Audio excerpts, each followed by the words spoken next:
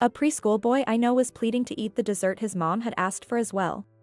Even the little grandson sitting in front of me seems to be about the same age as that boy. With a kid's meal in front of him, he said, "I wanted to feed mom," as his stomach made noises signaling hunger. My name is Kathy. I'm 65 years old. My husband, George, of the same age, is a private taxi driver, and I work in a company cafeteria. Currently, it's just the two of us living together, but we used to live with our only daughter, Lisa. Lisa was a kind-hearted girl, albeit a bit shy and quiet, and seemed to have no prospects of romance even as she approached 30. During that time, when my husband was working as a limousine driver, Lisa delivered something he had forgotten to a regular customer. A company executive's son, who took a liking to her. Their relationship progressed smoothly from dating to engagement and then to marriage, and to our surprise, Lisa married into a very wealthy family. Lisa's husband, Daniel, was a handsome man with a high income, education, and stature, the so-called triple high. And was on the fast track in his career without being arrogant about it. Moreover, he was kind enough to help us out just as we were retiring. He provided financial support for my husband to start his own taxi business and arranged a job for me in the cafeteria of a company he knew. We really couldn't thank our son-in-law enough. About a year after their marriage, Lisa gave birth to a lovely boy, Sky. The baby I saw in the hospital was very healthy and cute, and Lisa seemed very happy, which enveloped us in joy. That was the last time I saw my daughter and grandson. Despite attempting to contact them several times, the replies were scarce, probably due to the busy new parenting life. And according to a message from my son-in-law, it's a daily struggle, so please wait until we're settled. Before we knew it, years had passed without a chance to meet due to an epidemic outbreak. Though I felt lonely, I tried not to worry, taking no news as good news. I wonder if we'll be able to meet this New Year's. Today is my day off. I was arranging last year's Christmas cards on the table, checking the list and names of people to send them to. I sighed. Knowing how busy my taxi driver husband gets around the holidays, my daughter and her family never visit. You might think we should just visit them, but with the request to please wait, we couldn't just barge in. The only time we get to see our daughter and grandson is through the yearly Christmas card. The cards, always taken at a photo studio, offered a rare glimpse of their faces, but it was slightly frustrating to see them in such tense, formal expressions and attire. I wish I could see what you two look like in your daily lives. Last year's Christmas card was the same as usual. Compared to the Christmas cards from colleagues and friends featuring children with beaming smiles. It can't be helped. Other families are other families, and ours is ours. My husband, who had been working the night shift, would be home in about an hour.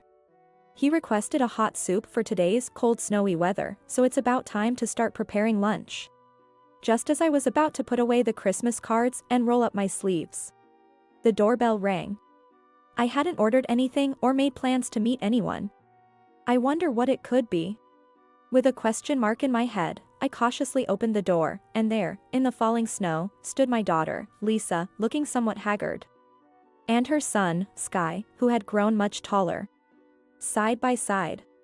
"It's been a while, Mom." "Eh? What's the matter all of a sudden? You should have told me you were coming." "Well, come in, it's cold out." I invited Lisa and Sky in and closed the front door. Their shoulders were dotted with many small drops of water. As I handed them towels and urged them inside, that's when it happened. Lisa suddenly started to cry. "Hey, why are you crying?" "Please, Mom. I need you to take care of Sky for a while." "Eh?" I let out a foolish sound, caught off guard by the unexpected request. Upon further inquiry, it seems that my son-in-law, who is working from home, finds it distracting to have a small child around and wants us to take care of the child until his next office day. Don't talk as if Sky is to blame. I accidentally raised my voice and quickly looked at Sky. It's unclear whether he heard or not, as he stands motionless, eyes cast down. I made Lisa lift her face and continued in a hushed tone. "Besides, we're not prepared for this sudden request. Doesn't he go to kindergarten? We're taking him out of kindergarten for future entrance exams. Anyway, please take care of him without asking anything. I have to go back to my husband, but I promise to come back for him. Please." I beg you. Lisa gripped my shoulder painfully. To see her this desperate. Feeling uneasy about Lisa's demeanor, yet seeing how earnestly she pleaded, I decided to take in Sky. Thank you, Mom. My daughter's face brightened instantly, and she hugged Sky, relieved. I'll come to pick you up once things settle down.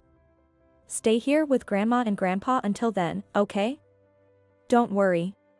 They are both very kind people. After reassuring her son, Lisa left. Now alone with Sky, I knelt down to meet his eye level. I asked him cheerfully and with a smile.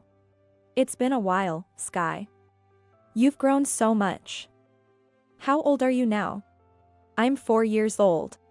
Sky answered in a small, expressionless voice. Oh dear, he must be nervous.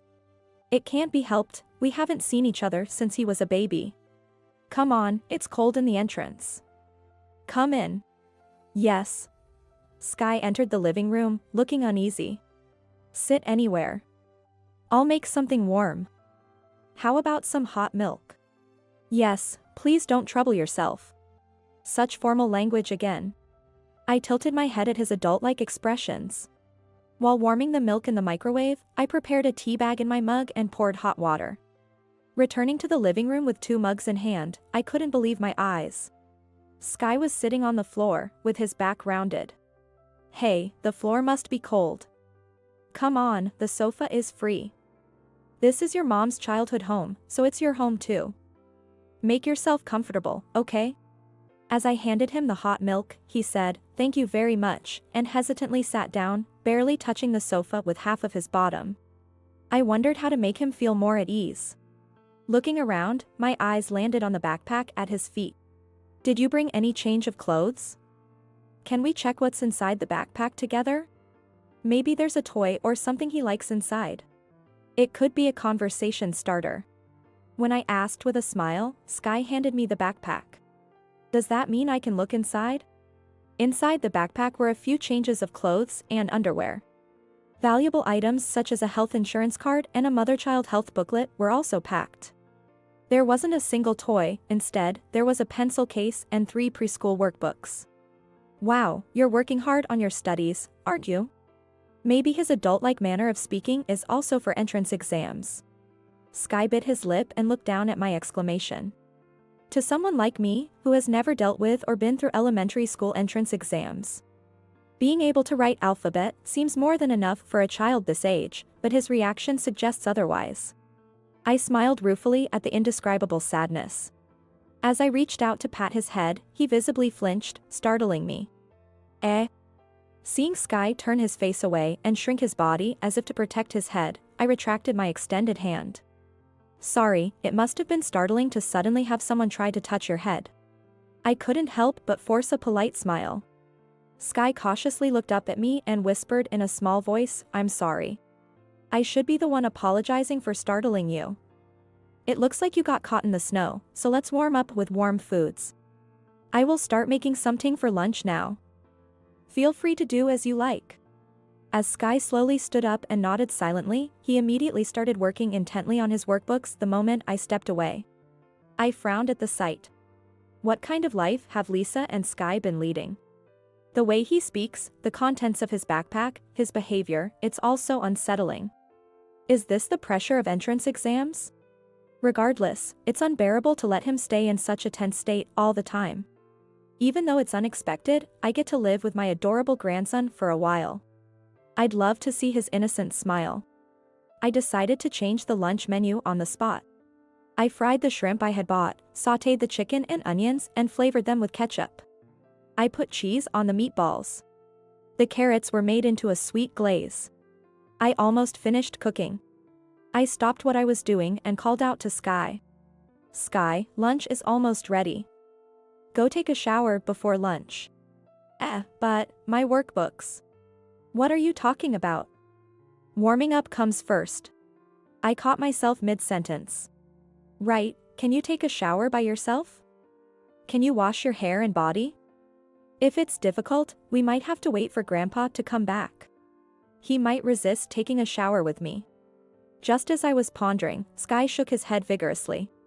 I can. Usually take a shower alone. He dropped the polite language.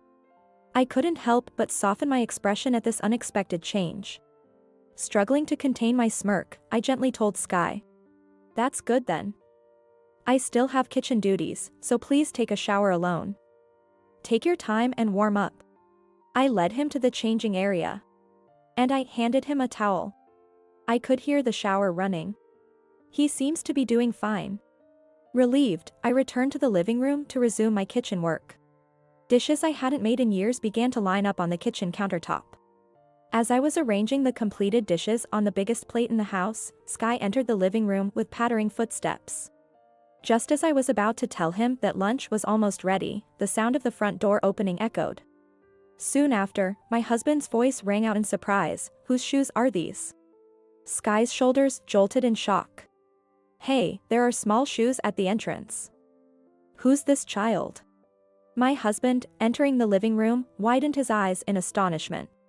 Welcome back. This is Sky. He's 4 years old now. He's grown a lot, hasn't he? They came by today to ask if we could look after him for a while. I gently nudged Sky's back. He looked nervous. Good evening. Sky, is it? You've grown so much. Remember me? I'm your grandpa. Seeing my husband's beaming smile, Sky glanced at me quietly. I also smiled warmly. Come on, you must be cold too. Please go take a shower. Should Grandpa join you in a shower, Sky? Take a good look. Sky has already finished taking a shower. Besides, you're always taking a shower so quickly. After I hurried my husband off, Sky stared at us with a bewildered expression. Then, as if relieved, he let out a soft smile. There you go. When he smiles, he's just like any boy his age, isn't he? I seated Sky at the table and placed a one-plate lunch and soup in front of him, brightening his expression instantly.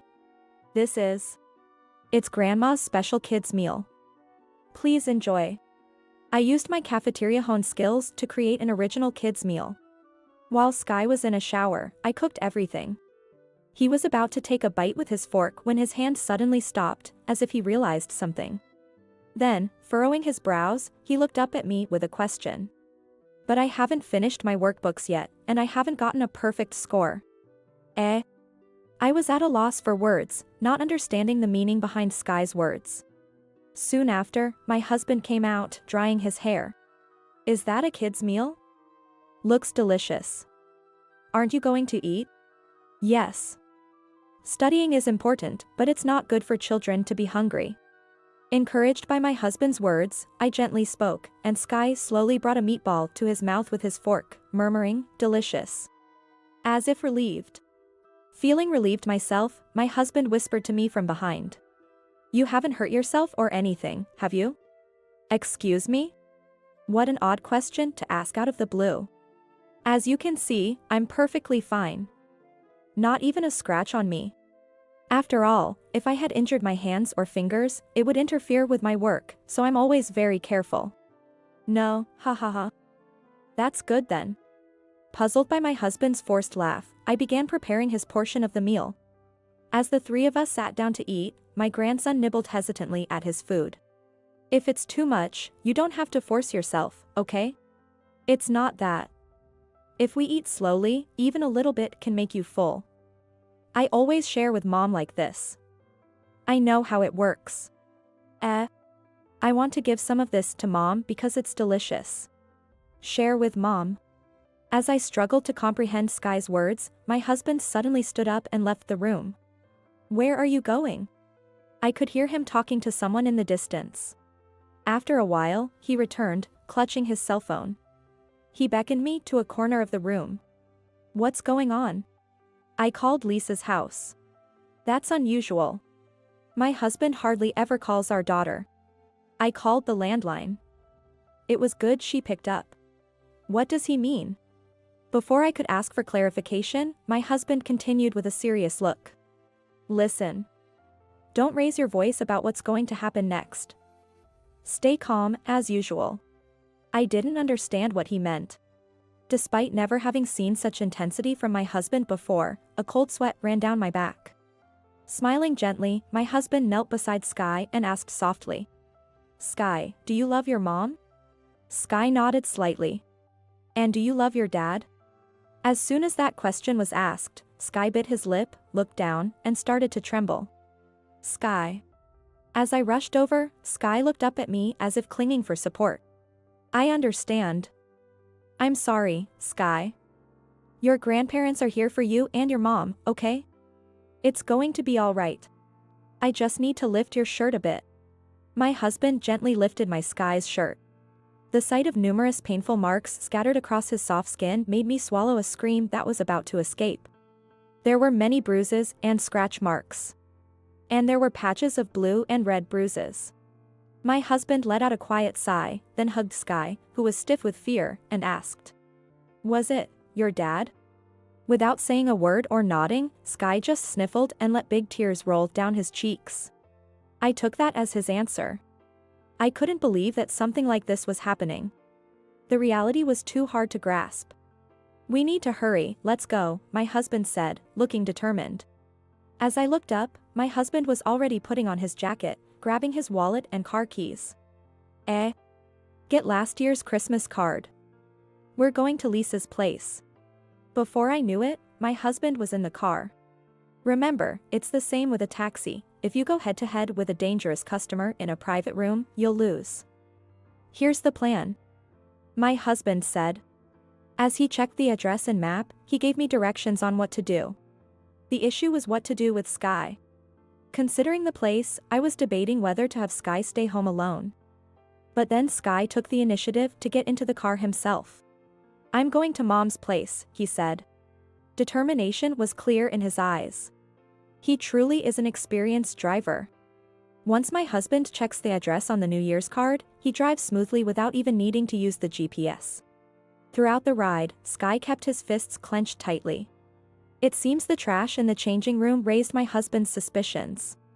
He found it odd to see a large number of band-aids discarded and became convinced something was wrong after observing Sky's behavior. When he called our daughter, she sounded unsettled and quickly hung up, claiming she was busy. It's strange, isn't it? Even though we are his grandparents, we're practically strangers to each other. And it's the first day we're taking care of him. Normally, if I call, wouldn't you expect some concern for her child, asking if something happened? From the behavior at the time of drop-off, it seemed like Sky didn't fear my daughter, and given her demeanor, it didn't seem like she was averse to her child to the point of leaving him with us. The drive to our house, where my daughter, who doesn't have a driver's license, arrived after traveling through the cold snowy weather by train and bus, would take about an hour. Despite being virtually strangers, she made the trip. It gave me a sense of how isolated my daughter must be feeling. At the same time, I shuddered when I thought of my daughter's seemingly kind husband. To do such a thing to such a small child. Arriving at my daughter's house for the first time, it seemed twice as big as ours, with a grand gate that seemed almost to reject us. When Sky approached the gate and waved his hand near the sensor, the gate slowly opened. The front door was unlocked. It felt like I caught a glimpse of my daughter's true feelings, which she hadn't expressed in words. "Where have you taken our heir?" A sharp pain struck my cheek. "I am Lisa. The one raging in front of me is my husband, Daniel." He was always somewhat domineering, but his personality seemed to change completely after our son's 3-year-old checkup, where we were told his development was slow. It was because of my poor parenting. I was scolded for enrolling him in a mediocre kindergarten, and as a result of my husband's arrangements, our son was pulled out of preschool and forced into homeschooling. However, as our son failed to meet his expectations, my husband's irritation grew, and he began to hurl terrible words at him. My intervention in his excessive discipline, which went beyond normal upbringing, must have been the last straw for him. He declared he would retrain me and our son, and took away my cell phone. Then, my husband escalated to physical violence, and my son and I began to live in fear of him. When we heard remote work was starting, we were terrified. Even now, with my husband going out to work, our days are suffocating, let alone having him at home all day. I took the chance when my husband was out to secretly leave the house and take my son to the place where I felt safest. I said you had an important meeting, so I thought it would be best not to disturb you and left him with someone I know. I recited the excuse I had prepared. It seemed my husband didn't notice our son was missing until much later. And despite being in the middle of remote work, he went out of his way to turn off the camera and microphone to scold me. I could see the ongoing meeting on the screen behind him, muted because he was wearing headphones. As if being the lowest as a wife and mother wasn't enough, you go and do as you please. That's why he doesn't grow up. Because you coddle him like that. My husband's arm moved with force. I braced for the impending pain, and just then, a shadow fell over my vision. Lisa is the best, and Sky is growing up just fine. It was my father who stood there. My father caught my husband's hand, and with the skill of karate, he moved behind him. He obscured the computer with his body. In the next moment, he had expertly immobilized my husband with just one hand. Ouch. Why are you here? Before that, how about you explain your recent remarks towards Lisa and those painful marks on Sky's body? It all happened so fast, I couldn't look away. My father, who had dealt with various customers alone over the years, practiced self-defense and held a black belt in karate. For my husband, who had grown sedentary from desk work, there was no contest. After a moment of fluster, my husband adopted a calm, outwardly friendly demeanor. This is our issue. Please don't interfere in our family matters. Besides, you can see I'm in the middle of work. Let me go. Without showing any remorse, he glanced at me and our son, who had rushed over, and gave us a chilling smile. Hey, Lisa, you should also tell them. It's not right to involve your parents in our household matters, right? Being physically and mentally abused, sometimes starved or locked in a cold room, we were conditioned to obey my husband's commands. Dad, let him go. My involuntary plea made my father slowly release his grip. My mother, who had silently entered at some point, stood next to my father, arms crossed. With a disdainfully polite gesture, my husband opened the door, urging my parents to leave. Well, we should clear up this misunderstanding, but let's save that for another time. You wouldn't want to lose your job over today's events, right? Please keep this to yourselves and leave. Don't underestimate us. Our jobs and everything else come second to Lisa and Sky. You think we'd just go back quietly after seeing our Sky like this and after how you treated Lisa? My mother took out her cell phone and tapped the screen, playing back the harsh words my husband had hurled at me earlier. We've also taken photos of the Sky's injuries. We'll be taking these as evidence to the police. The color drained from my husband's face at my mother's words. Police? Don't be so dramatic. It's just discipline.